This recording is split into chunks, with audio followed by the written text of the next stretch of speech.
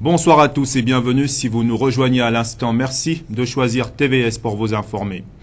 Tout d'abord, direction le 6e arrondissement de la commune de Libreville, précisément au quartier Nzengayong. Sur place, de nombreuses familles ont passé la nuit à la Belle Étoile, déguerpies sans aucune mesure préventive.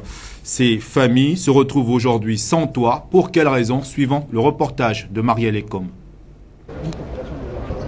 On a arrêté même des autres. Beaucoup de gens qu'on a arrêtés sont encore la police là-bas. C'est un Français.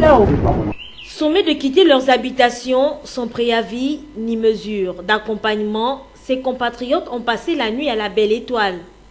Après avoir passé des années sur ce site, ces familles sont délogées aujourd'hui par un Européen qui serait, entre griffes, propriétaire de cette terre, une situation que comprennent mal ces derniers, d'autant plus qu'aucun document justificatif ne leur a été présenté. 30 ans que nous vivons ici.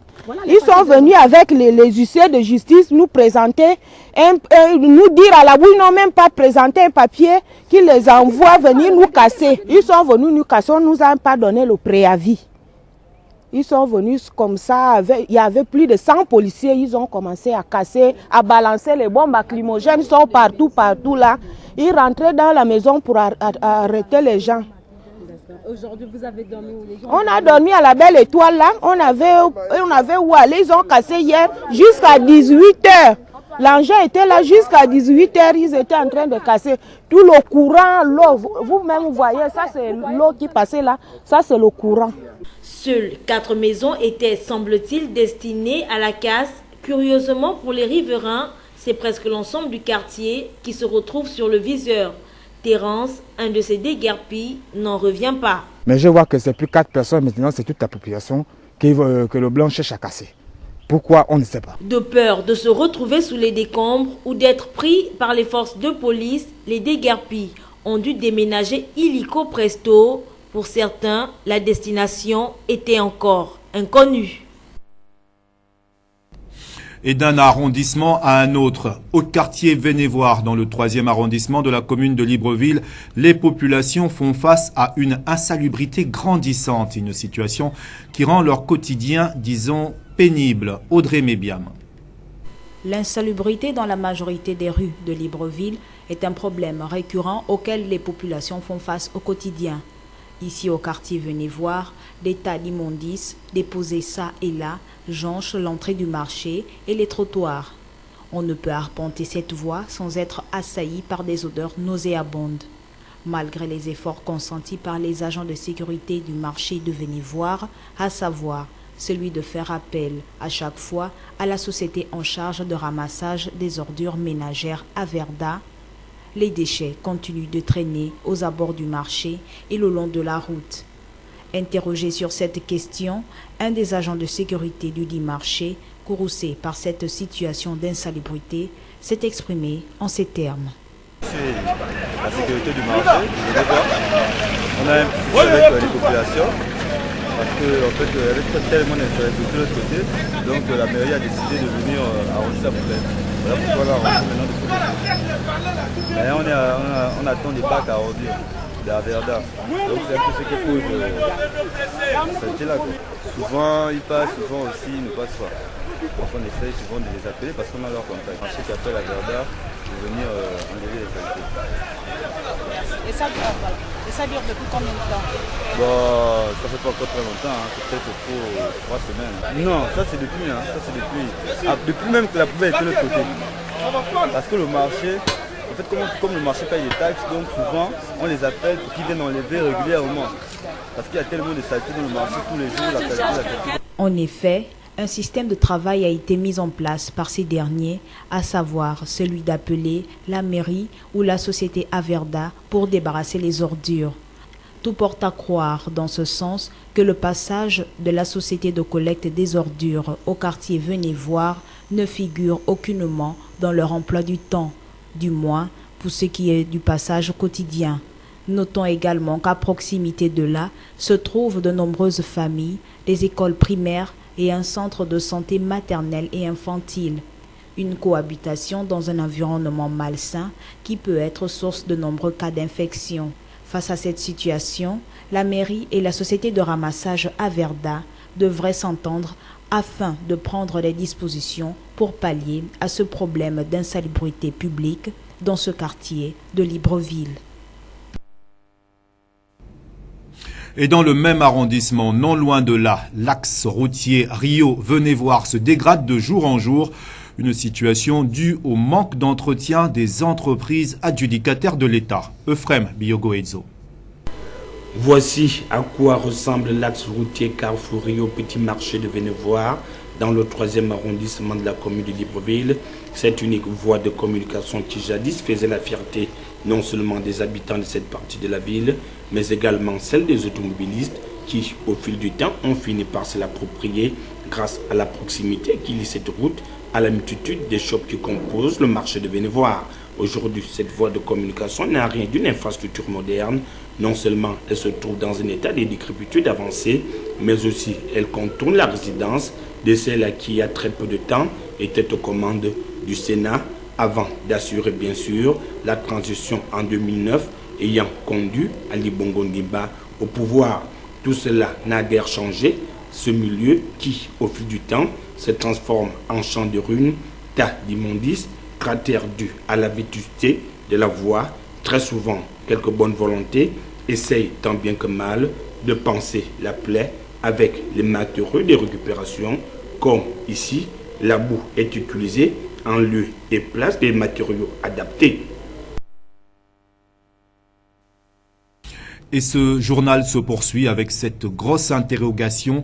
L'effectivité de la nouvelle mercuriale dans notre pays présente quelques difficultés, notamment chez les petits commerçants, au point de s'interroger si cette mercuriale ne s'applique qu'à une catégorie d'opérateurs économiques. Le reportage d'Inès Gungamombo. L'on se souvient de la récente rencontre qui avait réuni le 10 octobre dernier le ministre délégué à l'économie, les représentants des administrations publiques telles que le commerce, le transport et ceux du ministère de l'économie, ainsi que les associations des consommateurs et opérateurs économiques dans le cadre du lancement des activités du comité technique entre l'État et les opérateurs économiques. Il était question d'examiner et d'adopter le projet d'arrêté qui porte création et attribution de ce comité technique sur l'application de la nouvelle mercuriale dans notre pays. Le ministre, lors d'une interview qu'elle avait accordée à la presse, avait dit que la première étape consistait à l'affichage, à la sensibilisation et la communication sur la nouvelle mercuriale et que les collaborateurs étaient sur le terrain. Cependant, une question taraude les esprits, celle de savoir pourquoi l'application de celle-ci ne s'étend pas aussi sur les petits revendeurs, le cas spécifique des pêcheurs qui fixent le prix selon leur convenance parce qu'ils subiraient des tracasseries de tous ordres à la mer, ce qui renvoie au coût élevé du prix du poisson connu des consommateurs. Ils subissent, ils sont torturés avec des amendes, quelque chose qui n'a pas de nom. Et c'est à travers ça. Et ils ont aussi un système, moi j'appelle ça du racisme. Comme les nationaux ne font pas la pêche, ils veulent écarter le peu de Gabonaises et des Gabonais qui se sont intéressés pour faire du commerce du poisson frais. Donc il faut les écarter pour que toutes les expatriés prennent le terrain. Et ça ajoute aussi à ces prix. En fait, il y a pas mal de choses que nous pouvons dénoncer par rapport au commerce et par rapport à la hausse des prix du poisson. Et même moi, je vous dis, et ça va même jusqu'à chez ceux qui vont les circuler. Dans notre pays, il n'y a pas de mercuriel. Il n'y a pas. Donc, chacun de nous donne son tarif comme il le veut, comme il le comprend. Edwige Bétard revient ici sur les différentes étapes de cette phase de sensibilisation sur la nouvelle mercuriale. La deuxième étape, celle qui a démarré, c'est celle de voir comment est-ce que les choses se présentent sur le terrain. Et donc les agents, nos collaborateurs sont déjà sur le terrain pour expliquer comment la nouvelle mercuriale devrait s'appliquer. Eu égard à ce qui précède, les petits détaillants sont-ils mis à l'écart dans l'application de la nouvelle mercuriale? Sinon, aux autorités compétentes de prendre les mesures nécessaires pour une meilleure applicabilité de la mercuriale. Rien à voir avec ce qui précède. La Société gabonaise des maladies de l'appareil digestif organise les 9, 10 et 11 novembre 2017 au centre hospitalier universitaire de Libreville les 19e journées de gastro-entérologie d'Afrique francophone en collaboration avec l'hôpital américain de Paris. Le centre hospitalier universitaire de Libreville abrite durant 3 jours les 19e journées de gastro-entérologique d'Afrique francophone, organisées par la Société gabonaise des maladies de l'appareil digestif en collaboration avec l'hôpital américain de Paris. Des congressistes venus de différents pays enrichirent leurs connaissances sur les maladies affectant le tube digestif, l'œsophage, l'estomac, le foie et le pancréas. Bienvenue aux journées de formation médicale continue, les 19e GIGAF. Année après année, cette manifestation s'impose comme le rendez-vous incontournable de notre discipline. Lieu unique de formation professionnelle et d'actualisation des connaissances dans tous les domaines de la gastro-entérologie en Afrique francophone. La formation continue, quelles que soient les difficultés d'organisation, est et doit rester une composante fondamentale de notre exercice professionnel. Sont prévues durant ces journées 25 sessions plénières, un symposium et 4 ateliers de formation continue pour les infirmières en endoscopie digestive. C'est la 3e fois que notre pays organise les journées de gastro-entérologique d'Afrique francophone. Ouvert depuis 3 ans avec une capacité d'accueil composée d'une salle d'urgence et de 2 lits, la clinique Monseigneur Jean-Martin Adam voit sa capacité de fonctionnement s'agrandir au fil des jours. Le reportage de Fabiola Mengue. Construit à but lucratif, la Fondation Monseigneur Jean-Martin Adams voit sa structure s'agrandir par une augmentation de chambres et de services. Une clinique qui donne l'allure d'un hôpital fonctionnel avec toutes les dispositions. La clinique fonctionne, on peut dire 24 sur 24. En ce moment, on a 4 services qui marchent. Donc la gynécologie, parce que là en ce moment, en 2 ans, on peut compter déjà 55 bébés qui sont nés ici. Le labo fonctionne aussi, on fait des examens ici. Au niveau des urgences, on a un major qui est en permanence, 3 infirmières et là, l'INFAS vient de nous envoyer les stagiaires qu'on est en train d'encadrer. 13 lits, c'est la capacité d'accueil. Donc, chaque chambre, on a 3 VP, chambres individuelles, et puis les autres chambres sont les lits à 2. Donc, chaque chambre a douche et WC. Comme ça, la personne, le malade est à l'aise, ne sort pas. Au niveau de la surveillance, on a aussi 2 lits en observation, parce que quand on vient en urgence, ce n'est pas tout le monde qui va être hospitalisé. On peut être simplement en observation. On vient pour une pause de perfusion. Rappelons toutefois que cette clinique est tenue par des religieuses avec les moyens du bord. Mais celle-ci prie toute âme généreuse de bien vouloir apporter toute forme d'aide. Après 5 ans de service rendu en qualité de proviseur du lycée Charles Méphane de Lambaréné, Yves Moketou quitte définitivement son poste de proviseur et se voit promu au poste de directeur académique de la province de la Ngounié. Nos confrères de G3 RTV. Cela s'appelle jeu de chaises musicales, en d'autres termes plus classiques. L'un quitte l'Angounié pour le Moyen-Goué et l'autre quitte le Moyen-Goué pour l'Angounié. Yves Landry Moketou, après 5 ans de loyaux service en qualité de proviseur du lycée Charles Méphane de Lambaréné, se voit promu en qualité de directeur d'académie provinciale pour la province de l'Angounié. C'est ainsi son fauteuil à Nikel Tamba, précédemment ascenseur vie scolaire, 7 ans durant, au lycée Jean-Jacques Boucavel de Mouila. Tout cela fait suite aux récentes nominations survenues au ministère de l'Éducation nationale. Scénario placé sous la supervision de la directrice d'académie provinciale du Moyen-Goué, Gisela Auré Anoto, épouse Koussou. Selon le rituel habituel, on a eu droit à la présentation des documents administratifs par le sortant à l'endroit de l'entrant et son propos circonstanciel.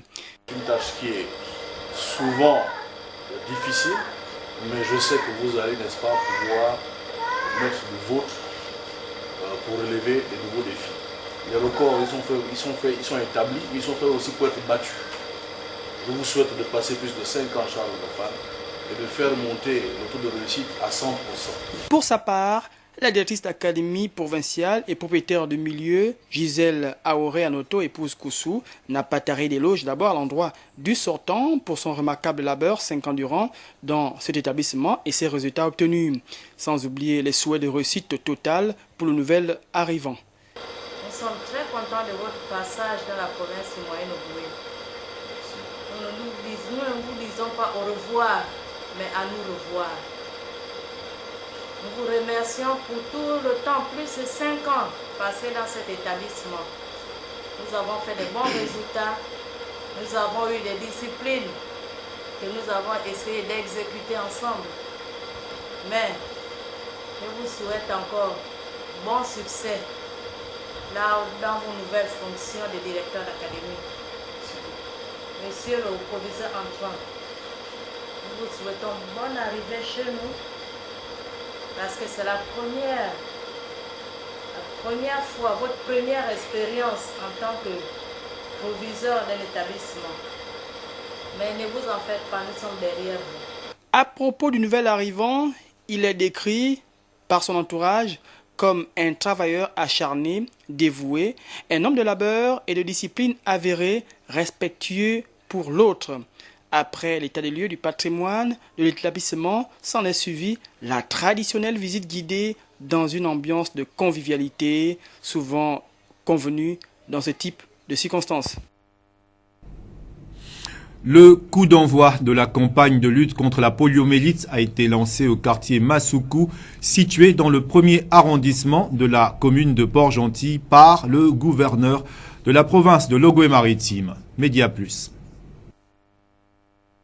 Le coup d'envoi de la campagne nationale de vaccination contre la poliomyélite a été lancé ce jour à la halte garderie du quartier Massoukou, situé dans le 1er arrondissement de la commune de Port-Gentil, comme dans les autres localités du Gabon, par le gouverneur de la province de l'Ogooué-Maritime. Dans le monde, des millions de vies ont pu être sauvées grâce à ce geste de prévention.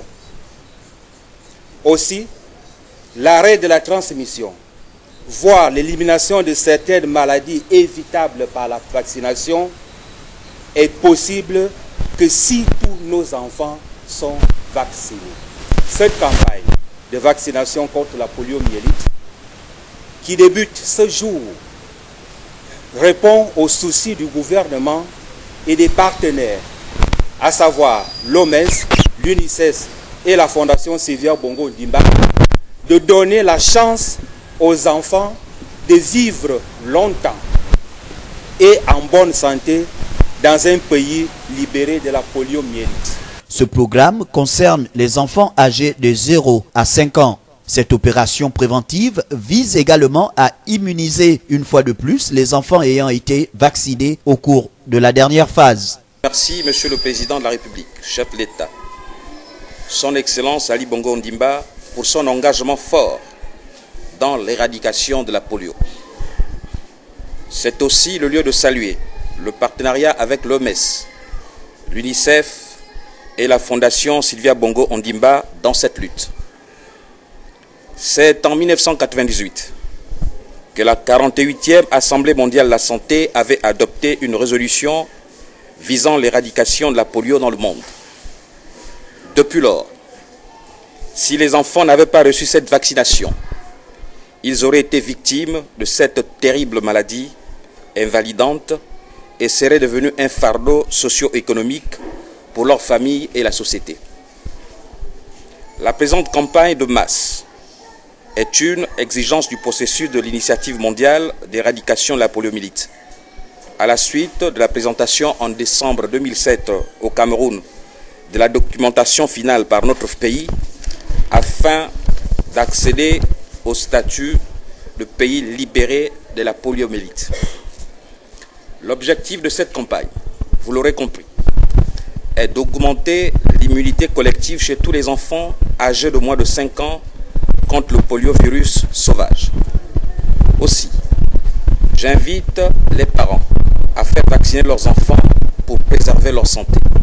Prévu pour s'achever le samedi 21 octobre 2017 prochain, les agents vaccinateurs feront du porte-à-porte dans les différents ménages de la capitale économique. En visite de travail dans la province de Logoué-Maritime, le ministre du Budget a reçu en audience le directeur général d'ADL. Point rendu, Média Plus.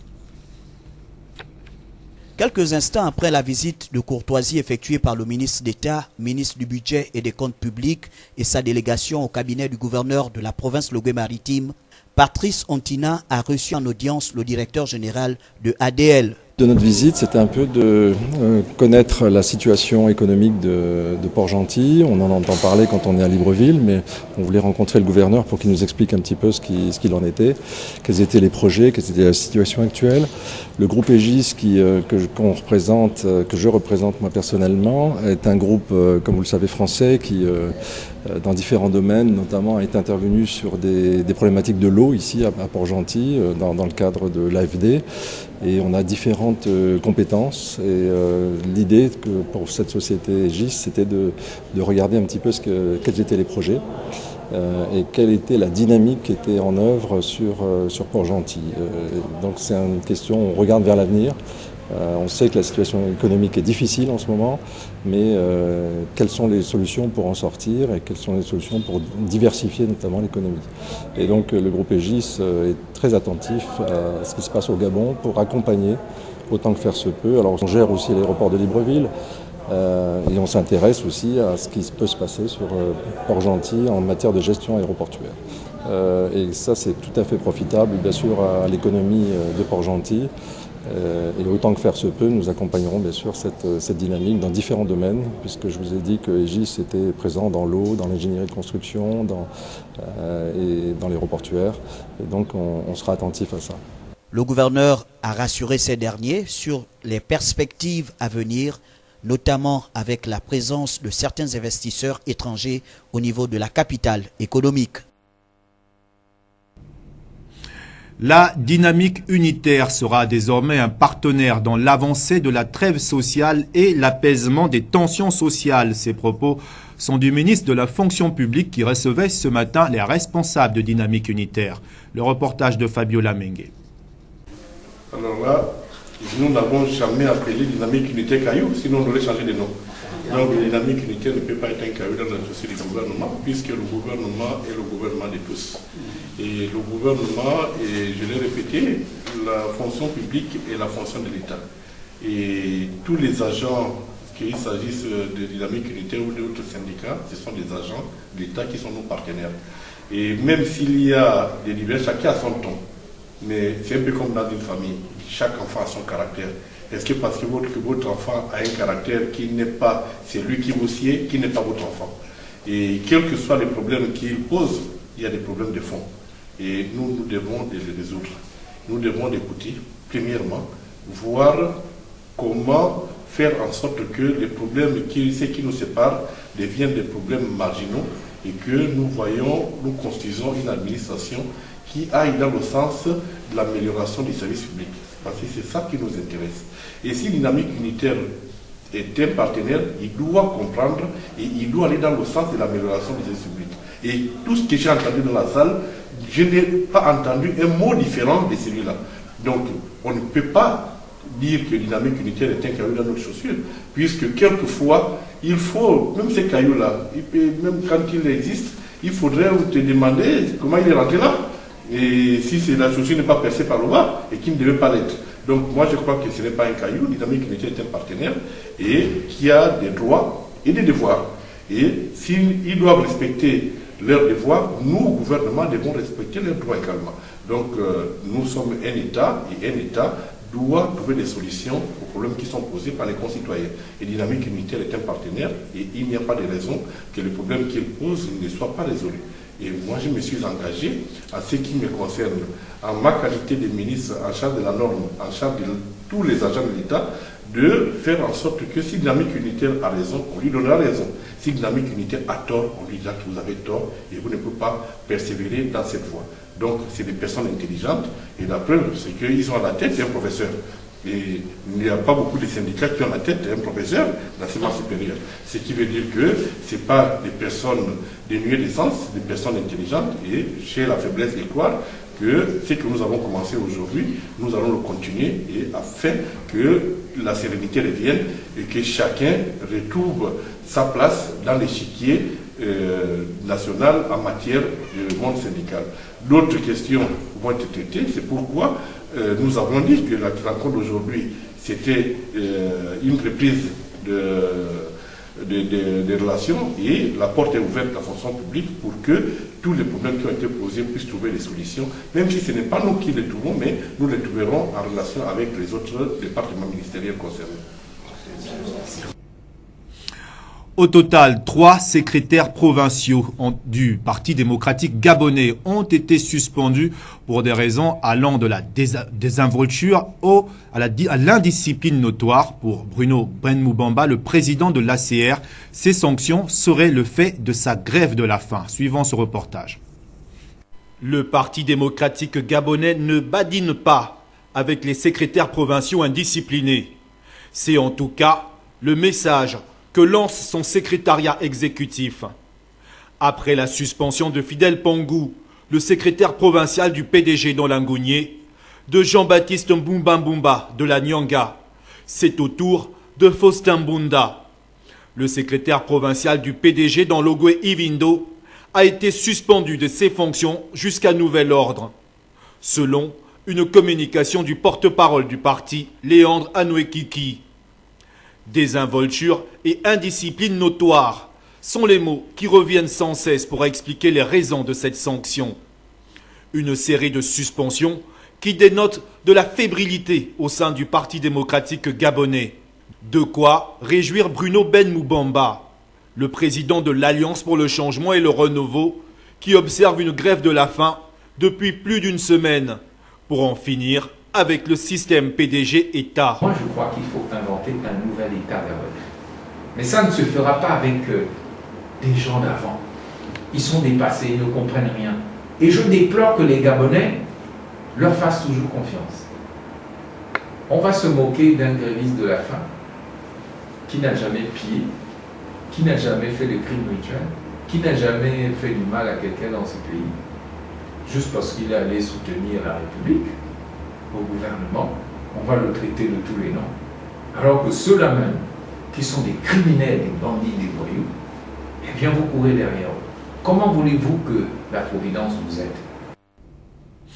Actualité hors de nos frontières, plus de 12 tonnes de cocaïne ont été découvertes par les autorités colombiennes, a annoncé mercredi le président Santos. Cette saisie record intervient au moment où Washington fait pression sur Bogota pour réguler le trafic de drogue. Presse internationale. C'est un record historique pour la Colombie. 12 tonnes de cocaïne, valeur de la marchandise à la revente, 360 millions de dollars. La saisie a eu lieu dans une zone de production de bananes au nord-ouest du pays. 400 agents de la lutte antidrogue ont mené à bien cette opération. La cargaison se trouvait cachée sous terre dans 4 propriétés différentes. Elle appartenait au clan del Golfo, la principale bande criminelle de Colombie, composée d'anciens paramilitaires de milices armées d'extrême droite. Son chef est actuellement l'homme le plus recherché du pays. Les États-Unis ont offert une récompense de 5 millions de dollars pour son arrestation. Et puis, retenez que la capitale indienne New Delhi est envahie depuis plus de 2 jours par un épais brouillard de pollution. Suite à cela, les autorités ont décidé de fermer les écoles. Presse internationale.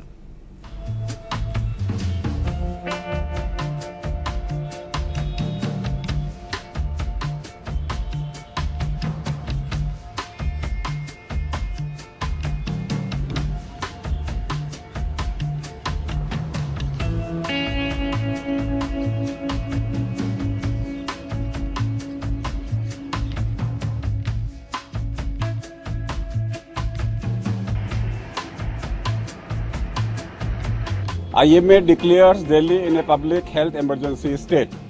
School बंद हो जाने चाहिए, लोग घरों से बाहर नहीं निकलने चाहिए, खासकर एल्डरली, प्रेग्नेंट लेडीज, बच्चे, हार्ट के पेशेंट, अस्थमा के पेशेंट, बाकी सब लोगों को भी प्रिकॉशंस लेनी चाहिए।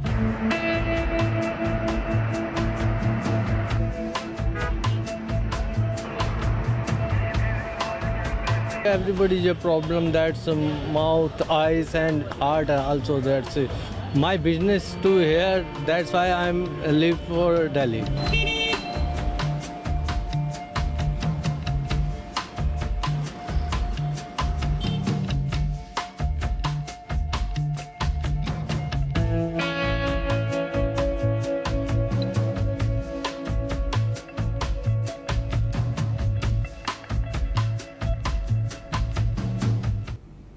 Voilà, c'est sur ces images que se referme cette édition d'information réalisée par Patrick Zuessima. Merci à tous de l'avoir suivi et surtout, merci de votre fidélité.